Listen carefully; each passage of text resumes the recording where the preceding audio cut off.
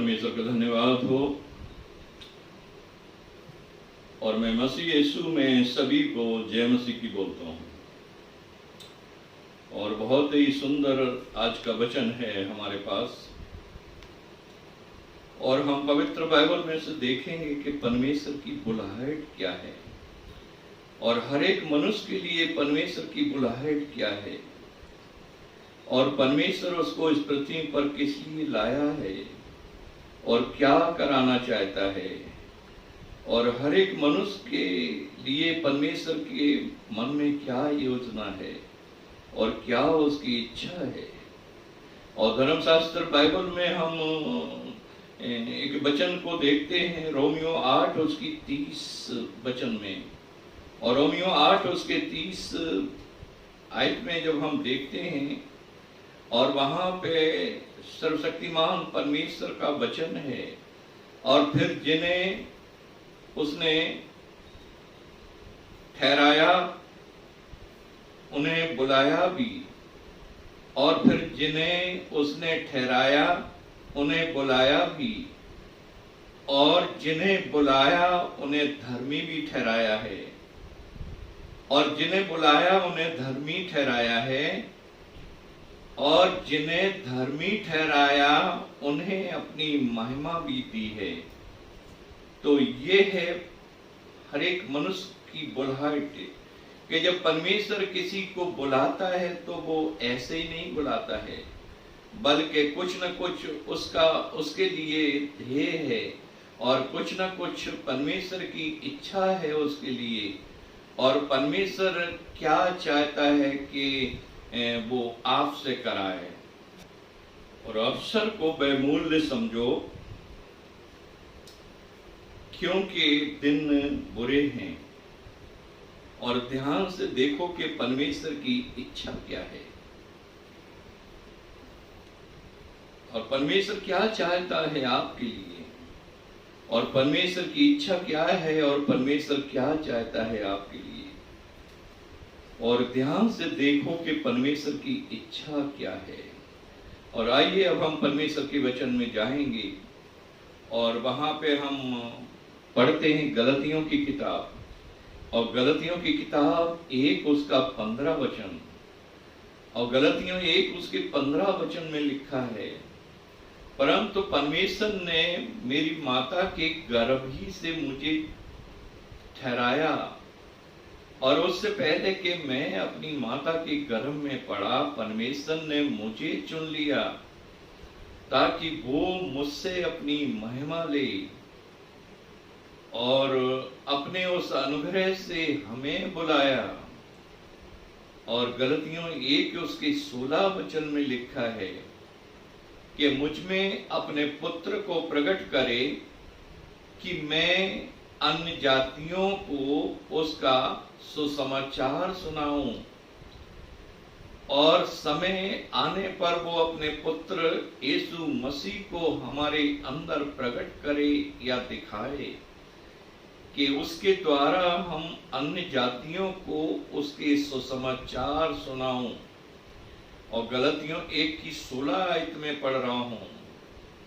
और गलतियों 1 की 12 में इस तरह से लिखा है,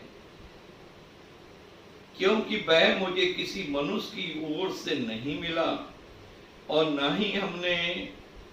मांस और लोहू की सलाह ली, और न ही हमने किसी इंसान से सीखा है, परंतु परमेश्वर के वचन में ऐसे लिखा है कि यीशु मसीह के प्रकाशनों के द्वारा हमारे पास ये परमेश्वर का वचन पहुंचा है, और वही वचन जो हम आपके लिए लाए हैं आज। और हम आगे परमेश्वर के वचन में जाएंगे, और इफिसियों 1 उसकी 4-5 आयत में लिखा है, और उसने जगत की उत्पत्ति से पहले ही हमें चुन लिया था कि उसके प्रेम में पवित्र और निर्दोष ठहराए जाएं। और परमेश्वर का धन्यवाद हो उसके प्यार के लिए, और धन्यवाद करते हैं उसकी दया के लिए, और धन्यवाद करते हैं इस उस अनुग्रह के लिए उसके, और जो उसने जगत की उत्पत्ति से, सृष्टि की रचना होने से पहले ही हमारे लिए एक योजना बनाई और हमें चुना गया कि हमें इस समय पे वो पवित्र और निर्दोष बनाकर यीशु मसीह के द्वारा उसके लेपालक पुत्र होने का हमें पद दे। और इन दिनों में, इस समय पे जब दुनिया का अंत का समय है, लेकिन परमेश्वर का धन्यवाद हो, और इस समय पे परमेश्वर ने अपनी भलाई हमारे जीवन में इस रीति से प्रकट की कि जब हम संसार के हर एक बुराई, हर एक भय से बहुत ज्यादा डरे हुए हैं, और संसार की चिंता जब हमें सताती है, लेकिन हमारे लिए खुशी की खबर है, और उन तमाम परमेश्वर के चुने हुए लोगों के लिए खुशी की खबर है कि उसने उन्हें जगत की उत्पत्ति से पहले ही चुना है, और सृष्टि की रचना होने से पहले चुना है, ताकि वो अब उनको निर्दोष और पवित्र बनाकर और हमें अपने पुत्र के रूप में तब्दील कर दे। और इफिसियों 1 उसके 9 वचन में लिखा है, और उसने अपनी इच्छा का भेद और हमें बताया। और परमेश्वर का धन्यवाद हो कि परमेश्वर ने अपने मन की बातें हमें बताई, और जिस तरह से पिता अपने पुत्र को हर एक अपने घरेलू बातों को बताता है, और वो अपने मन की इच्छा की बातों को बताता है, और वैसे ही सर्वशक्तिमान परमेश्वर ने अपने मन की बातें, जो बड़े भेद की बातें हैं, और वो हमारे आत्मा के अंदर डालें और अपने पुत्र यीशु मसीह में होकर हम पर प्रकट की गई हैं। प्रभु का धन्यवाद हो। हालेलुया। और आइए हम पवित्र वचन में से पढ़ेंगे, और तीतुस की किताब, और तीतुस की किताब 3 उसकी 4 आयत। पर जब हमारे उद्धारकर्ता परमेश्वर की कृपा और मनुष्य पर उसका प्रेम प्रकट हुआ, और जब हमारे उद्धारकर्ता परमेश्वर की कृपा मनुष्यों पर प्रकट हुई, और जब हमारे उद्धारकर्ता परमेश्वर की कृपा मनुष्यों पर प्रकट हुई, और उसको हम देख सकते हैं, और उस कृपा, उस दया के द्वारा उसने मनुष्य का उद्धार किया। और तीतुस 3 उसकी 5 आयत में पढ़ते हैं, तो उसने हमारा उद्धार किया, और ये धर्म के कामों के कारण नहीं जो हमने आप किए, पर अपनी दया के अनुसार नए जन्म के स्नान और पवित्र आत्मा के हमें नया बनाने के लिए द्वारा हुआ है। हालेलुया। परमेश्वर का धन्यवाद हो। और तीतुस 2 उसकी 5 आयत में जब पढ़ा गया, और उस सर्वशक्तिमान परमेश्वर ने हमारा उद्धार किया, और ये अपनी दया के द्वारा किया, और नए जन्मे हुए स्नान के द्वारा, और जैसे हमने बपतिस्मा लिया, और पवित्र आत्मा में होकर हमें नया बनाया। और ये हमारे धर्म के काम नहीं, और हम इतने अच्छे नहीं थे, बल्कि ये तो परमेश्वर की दया थी कि उसने हमारे लिए इतना कुछ किया। और धर्मशास्त्र बाइबल में तीतुस की किताब 3 उसकी 7 आयत में हम पढ़ते हैं, जिससे हम उसके अनुग्रह से धर्मी ठहरकर अनंत जीवन की आशा के अनुसार वारिस बने। हालेलुया। हालेलुया। और पवित्र बाइबल में ऐसे लिखा हुआ है,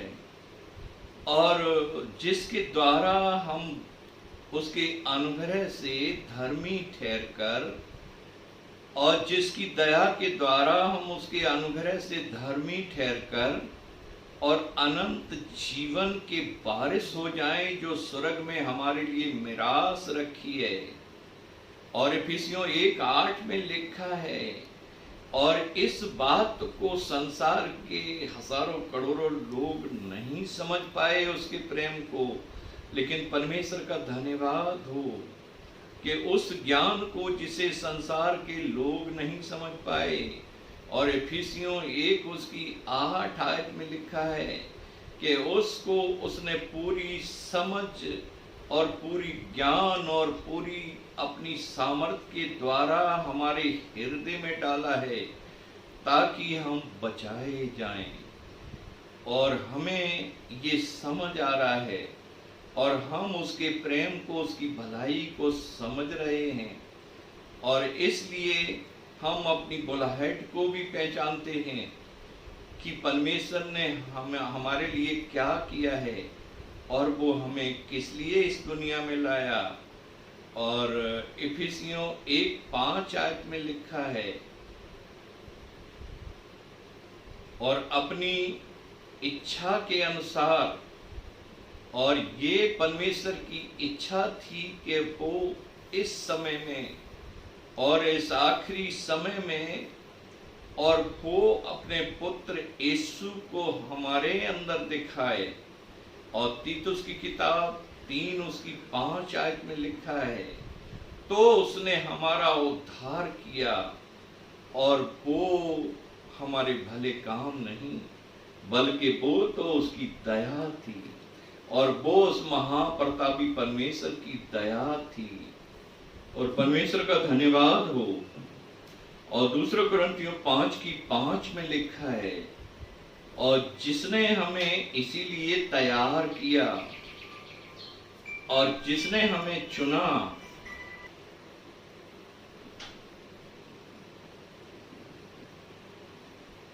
हालेलुया। और हम पवित्र बाइबल में से अभी हमने पढ़ा है, और 2 कुरिन्थियों 5:5 में पढ़ा है, और उस महाप्रतापी परमेश्वर ने हमें इसीलिए तैयार किया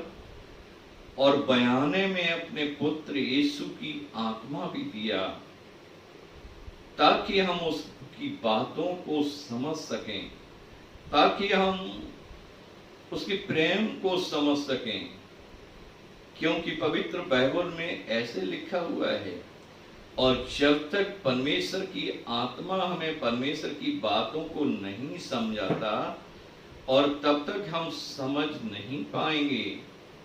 परमेश्वर का धन्यवाद हो। 1 थिस्सलुनीकियों 2 उसकी 4 आयत को हम पढ़ेंगे अब।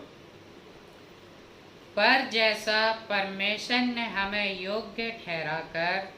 सुसमाचार सौंपा, हम वैसा ही वर्णन करते हैं, और इसमें मनुष्यों को नहीं परंतु परमेश्वर को, जो हमारे मनों को जांचता है, प्रसन्न करते हैं। तो परमेश्वर का धन्यवाद हो कि जिसने हमें विश्वास योग्य समझकर ये पवित्र वचन का सुसमाचार सौंप दिया है।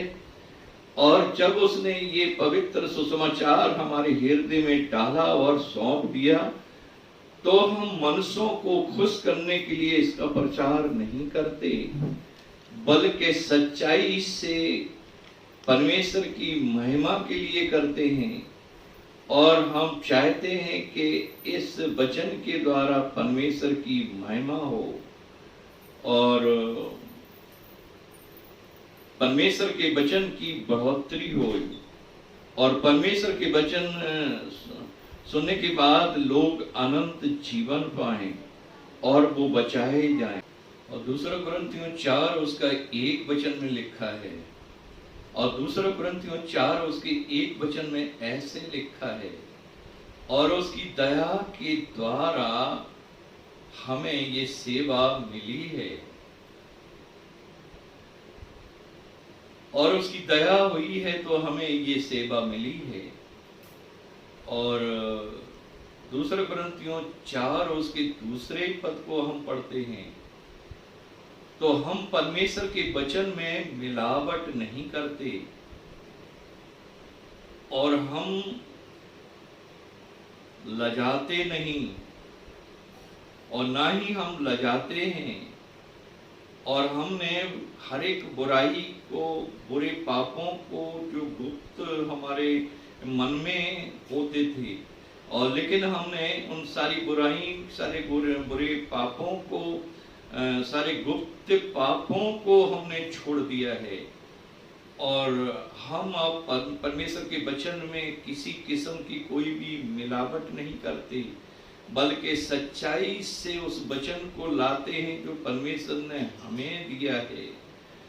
और पवित्र बाइबल में हम पढ़ते हैं रोमियो की किताब 5 उसके 20 वचन में, और परमेश्वर की इच्छा है कि जहां सुसमाचार नहीं पहुंचा और वहां ये परमेश्वर का वचन पहुंचाया जाए और परमेश्वर चाहता है कि जहां ये सुसमाचार नहीं पहुंचा और वहां पहुंचाया जाए और हमारी भी यही इच्छा है और परमेश्वर का वचन ने इसीलिए हमें दिया है कि ये सुसमाचार जहां नहीं पहुंचा है वहां पहुंचाया जाए। और इफिसियों 1 उसके 18 वचन में लिखा है और इफिसियों 1 उसके 18 वचन में ऐसे लिखा है कि तुम्हारी मन की आंखें खुलें कि तुम समझ लो कि तुम्हारी बुलाहट क्या है और किसी की सुसमाचार सुनाने की बुलाहट है और किसी की परमेश्वर का सुंदर इबादत करने की बुलाहट है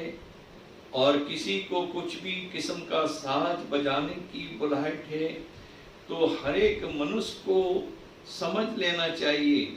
और कुछ लोगों की बुलाहट है कि वो लोगों के ऊपर हाथ रखें और वो चंगे हो जाएं और इस तरह से बुलाहट है कि उनके द्वारा हजारों लाखों लोग चंगाई पाएं और कुछ लोगों की बुलाहट है कि कितने लोग जो शैतान के दुष्ट आत्माओं के सताए हुए हैं वो छुटकारा पाएं। तो ये परमेश्वर की बुलाहट है, हर एक मनुष्य को अलग अलग किस्म की बुलाहट है और सारी बुलाहट सारी परमेश्वर की इच्छा और जो भलाई के लिए है और वो परमेश्वर चाहता है कि उसकी बुलाहट के द्वारा हर एक मानव जाति तक उसकी भलाई पहुंचे।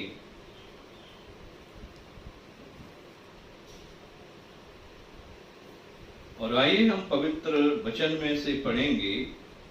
और परमेश्वर के कलाम की ओर अब हम जाते हैं और कुलसियों 1 उसके 27 वचन को पढ़ेंगे।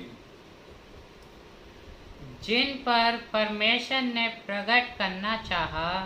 कि उन्हें ज्ञात हो कि अन्य जातियों में उस भेद की महिमा का मूल्य क्या है और वह ये है कि मसीह जो महिमा की आशा है तुम में रहता है। हालेलुया। और कुलसियों 1 उसके 27 वचन में ऐसे लिखा हुआ है और परमेश्वर का धन्यवाद हो कि इस वचन में बताया गया है कि जिन पर परमेश्वर ने प्रकट करना चाहा और जिन लोगों पर उसकी दया हुई और फिर के उन्हें ये बात की समझ आ जाए और जिन पर परमेश्वर ने दया की है उनके हृदय को इसलिए तैयार किया और उनके मन को इसलिए खोला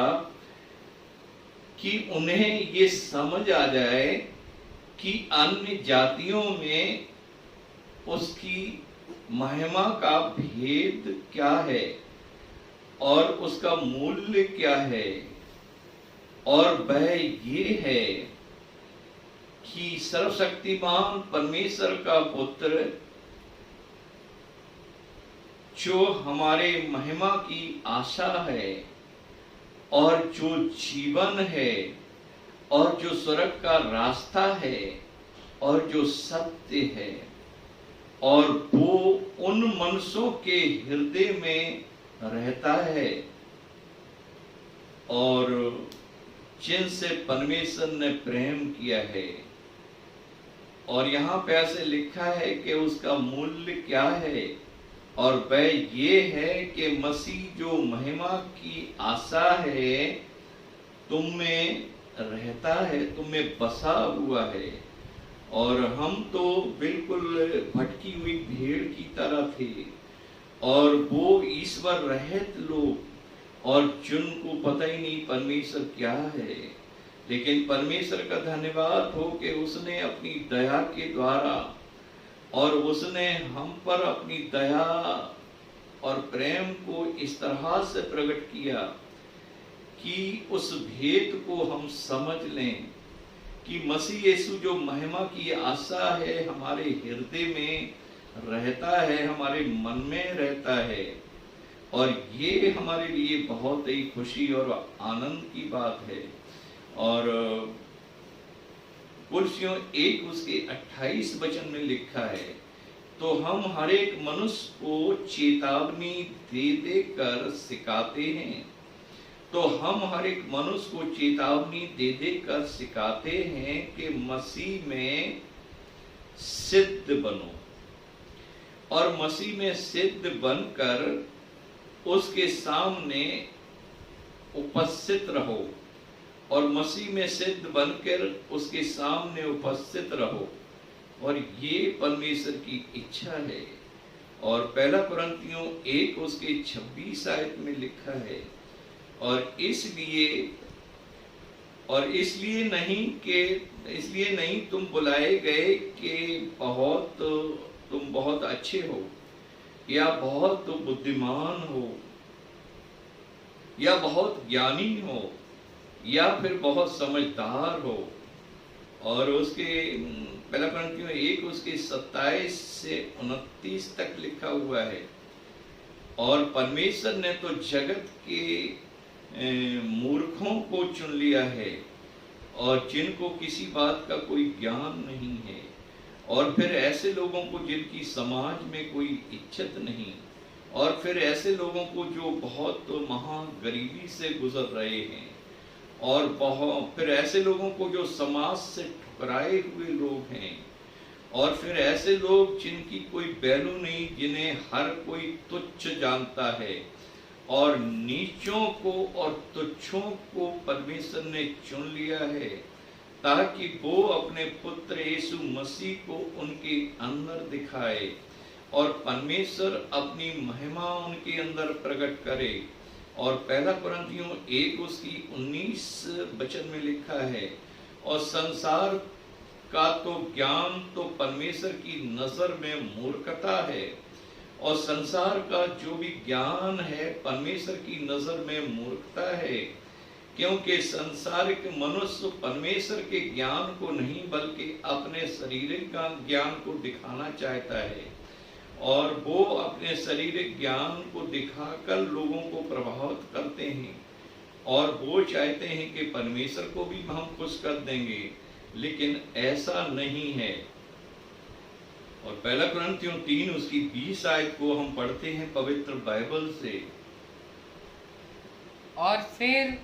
प्रभु ज्ञानियों के विचारों को जानता है कि वे व्यर्थ है। और परमेश्वर ज्ञानियों के विचारों को जानता है, और परमेश्वर ज्ञानियों के विचारों को जानता है कि वो जो उनके पास ज्ञान है, और वो ईश्वर की ओर से नहीं है, वो उनके शरीर की ओर से है। और वो जो ज्ञान है लोगों के पास, वो परमेश्वर की ओर से नहीं है, और वो उनका अपना ज्ञान है। और धर्मशास्त्र बाइबल में, और वहां पे जब हम पढ़ते हैं लूका की किताब 16 उसके 14-15 वचन में लिखा हुआ है, और जो मनुष्यों की नजर में अच्छी बातें हैं, और जो मनुष्य की नजर में अच्छा ज्ञान है, और जो मनुष्य की नजर में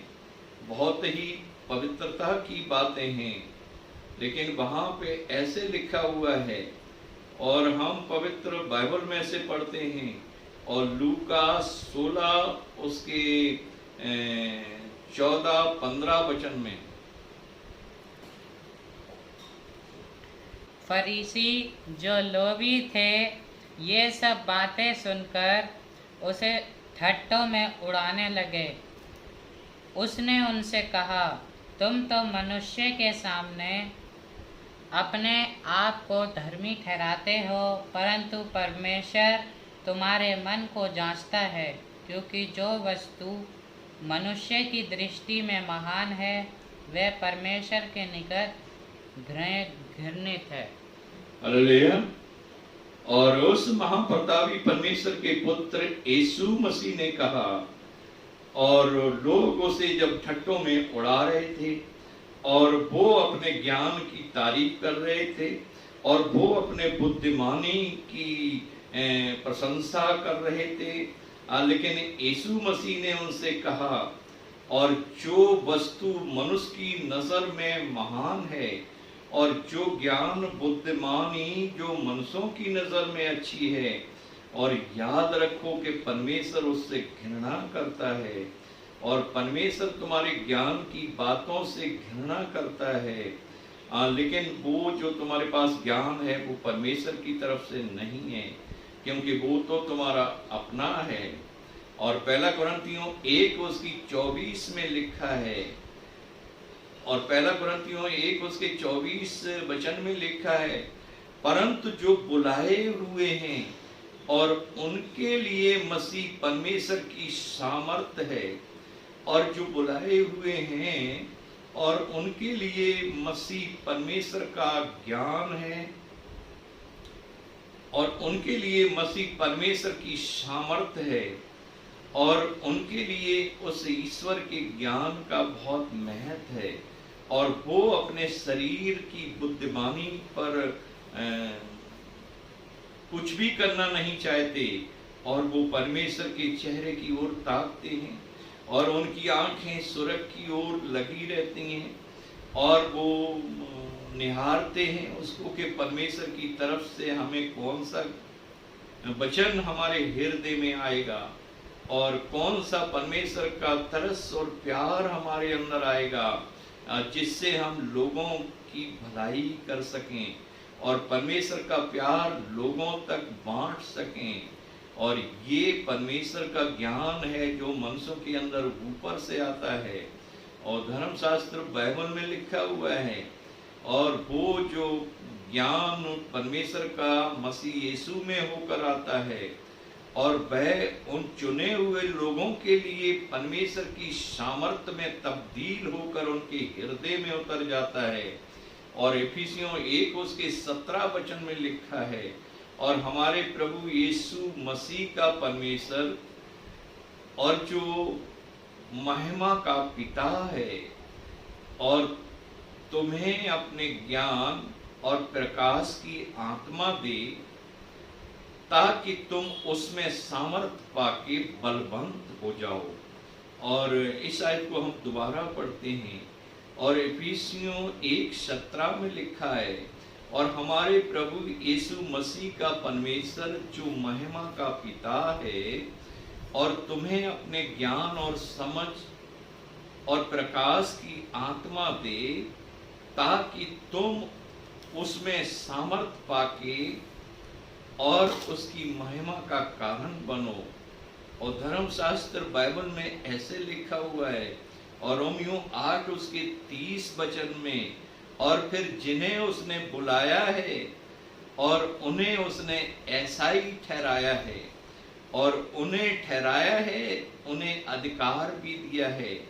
और उन्हें पवित्र आत्मा से अभिषेक किया, और उनके अंदर अपने वचन का प्रकाश डाला, ताकि वो उस भेद को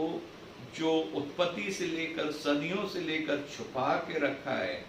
आज परमेश्वर के बच्चों तक, और जो परमेश्वर के लिए आस लगा के बैठे हैं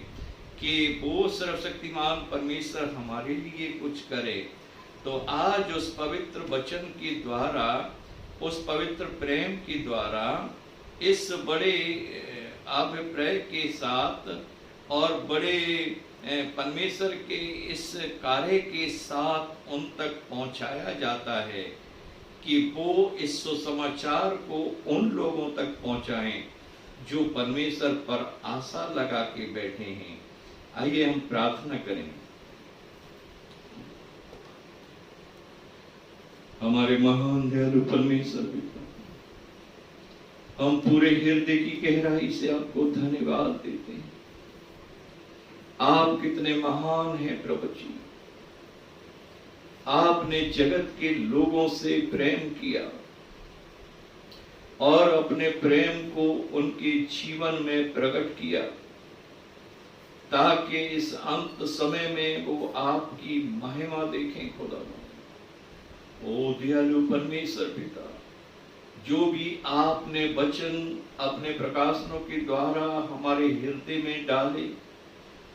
हमने आपकी दया को लेकर उन तक पहुंचाए, ताकि इस वचन के द्वारा वो अनंत जीवन पाएं और वो अपनी बुढ़ाहट को पहचान लें कि परमेश्वर ने हमें इस दुनिया में क्यों रखा है, हमें क्यों बुलाया है, हमारे जीने का मकसद क्या है। हर एक मानव जाति के लिए परमेश्वर के पास एक योजना है। परमेश्वर अपने दया और तरस में भर के अपने प्यार को उन पर प्रकट करना चाहता है कि यदि वो परमेश्वर की तरफ अपनी आंखें उठा के देखें, अपने हृदय की शुद्धता से उसे पुकारें, तो परमेश्वर अपनी इच्छा उनके मन के अंदर प्रकट करे। ओ प्रभु परमेश्वर, आप कितने भले हैं खुदावंद। हम इतने अच्छे नहीं, मनुष्य कोई भी अच्छा नहीं प्रभु जी, लेकिन आप अच्छे हैं हमारे दयालु परमेश्वर। आप भले हैं और इसलिए भलाई करते हैं। आपने हर एक मनुष्य के जीवन में बड़ी भलाई की है खुदावंद। आप आज भी उनके जीवन में भलाई करना चाहते हैं कि मनुष्य उसको पहचाने और अपने जीवन में उसकी भलाई को देख सके। तो मैं विनती करता हूं कि हर एक मनुष्य जो इस वचन को सुनते हैं, वो इस परमेश्वर के प्यार को समझ लें और अपनी बुढ़ाहट की ओर कान लगाएं और परमेश्वर से प्रार्थना करके पूछें कि परमेश्वर की इच्छा उनके लिए क्या है। पवित्र बाइबल में लिखा है कि निर्बुद्धियों की तरह नहीं, पर बुद्धिमानों की तरह चलो। और अब नींद से जागने का समय है कि सोने वाले जागो और परमेश्वर की इच्छा को समझो कि आपकी परमेश्वर की इच्छा आपके लिए क्या है, उसकी योजना आपके लिए क्या है, परमेश्वर आपसे क्या कराना चाहता है। तो मैं चाहता हूं कि प्रभु परमेश्वर इन वचनों के द्वारा आपको आशीष दे, आपके परिवार को आशीष दे, आपके बच्चों की परिवार की उन्नति होए, आपकी नौकरी और बिजनेस की उन्नति होए, आपके हर एक कारोबार की उन्नति होए, आपकी आत्मा, आपके शरीर, आपके प्राण की उन्नति होए, ताकि आप निर्दोष और पवित्र बनकर परमेश्वर की हुजूरी में खड़े हो सकें और अपने निर्दोष हाथों को उठाकर परमेश्वर से धन्यवाद कर सकें और उसे हे अब्बा, हे पिता कहकर पुकार सकें और ये कह सकें कि हे परमेश्वर पिता, इतने दिन हम आपसे अनजाने में दूर रहे क्योंकि हम आपको नहीं जानते थे, लेकिन आज हमारे हृदय की आंखें खुली हैं। प्रभु परमेश्वर, अब हम आपको छोड़ना नहीं चाहते, आपसे दूर रहना नहीं चाहते। अब हम जीवन भर जब तक हमारी सांसें चलेंगी हम आपके साथ रहेंगे और उस पवित्र आपके पुत्र यीशु मसीह का आदर करेंगे जिसके द्वारा आपने हमें छुड़ाया है और बचाया है। प्रभु परमेश्वर, हम धन्यवाद देते हैं कि आज हम अपना जीवन आपको समर्पित करते हैं। हमारे प्रेमी प्रभु के लोगों, प्रभु के बच्चों, ये परमेश्वर का प्यार आपके लिए है परमेश्वर की दया आपके लिए है। परमेश्वर आपको बहुतायत से अपने प्रेम से भरना चाहता है। किस्म किस्म के वरदान आपके द्वारा लोगों तक इस्तेमाल करने के लिए पहुंचाना चाहता है। प्रभु का धन्यवाद हो। परमेश्वर इन वचनों के द्वारा आपको आशीष दे। प्रार्थना करते हैं इस बीमारी के लिए जो हमारे देश में, सारे देशों में फैली है। प्रभु परमेश्वर बड़ी दया कर खुदावंद कि हमारे देश को इस बीमारी से आजाद कर खुदावंद, और उन तमाम देशों को आजाद कर खुदावंद। इसका डर, इसका भय, इसकी जो सताव है प्रभु जी, और लोग जो तबाह हो रहे हैं, प्रभु परमेश्वर पिता हमारे, तू सब कुछ कर सकता है। तूने स्वर्ग और पृथ्वी को बनाया है, तूने जगत की रचना की है, तूने सूरज और चांद सितारे बनाए हैं। पवित्र बाइबल में लिखा है तू मनुष्य के विचारों को बनाने वाला है, तू उसकी बुद्धि का रचयिता है, तू सब कुछ कर सकता है खुदाबंद। तू हमारे देशों से इस बीमारी को भी दूर कर सकता है। तो मेहरबानी करके इस बीमारी को हमारे देश से दूर कर खुदाबंद, और हर एक मानव जाति पर दया कर और उनको छुटकारा दे खुदाबंद। धन्यवाद हमारे पिता। प्रार्थना सुनने के लिए लाखों बार धन्यवाद करते हैं। हम आपके चरणों में गिड़गिड़ा कर प्रार्थना करते हैं। मेहरबानी कर प्रभु जी के हमारे देश के लोगों पर, तमाम उन चुने हुए लोगों पर जिनको तूने बुलाया है, अपना रहम और दया कर और उनके अंदर अपने प्रेम को प्रकट कर कि तेरी बातों को समझना सीखें प्रभु जी, और तेरा आदर करना सीखें। प्रभु का धन्यवाद हो। आज का वचन आपके जीवन में आपकी बुलाहट को प्रकट करे। धन्यवाद परमेश्वर। इस विनती को उद्धार करता मसीह यीशु के नाम से मांगते हैं, आमीन।